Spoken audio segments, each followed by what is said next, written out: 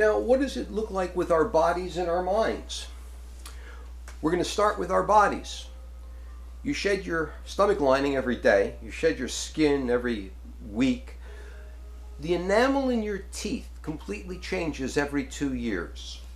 So the body that you had 2 years ago, every single atom is different. Certainly you don't have the body when you're sick. So based on the aggregate numbers that they give me, let's call it 2 years, you completely change your body. That's every cell. So you still remember what happened when you were 6. So the information is more permanent than your body. Well, they tried to find the grandmother cell, that cell in your mind that remembers your grandmother. The way they did that was they taught rats to run a maze, and then they burned out portions of the rat's brain. It didn't matter what portion they burned out, the rat always remembered the maze. In the 1960s, one of those researchers was reading an article about a hologram. Now, the way a real hologram is made is like throwing 2 stones in a pond. When you throw a stone in a pond, it comes out with an ever-expanding series of concentric circles. And if you throw another one in at the same time, when those 2 expanding concentric circles make, they form a wave pattern.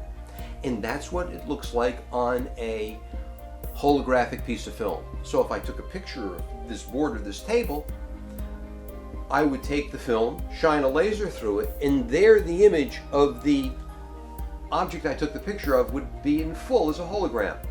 The interesting thing about holograms is if you cut them in half, both sides show the complete image. You can cut them in 10 parts. And that's how they began to theorize consciousness was stored in your body as a holographic waveform. Now, Claire Sylvia in England received a double lung transplant and heart transplant, and afterwards had distinct images and memories of the boy who had died in an auto accident had. She suddenly liked chicken McNuggets, she had homosexual desires, she liked red bell peppers, and she never did before. She actually had these dreams and images so strongly, she sought out the donor's family. Now, all this aggregate information has real-world implications in politics of how we live our lives and how we interact.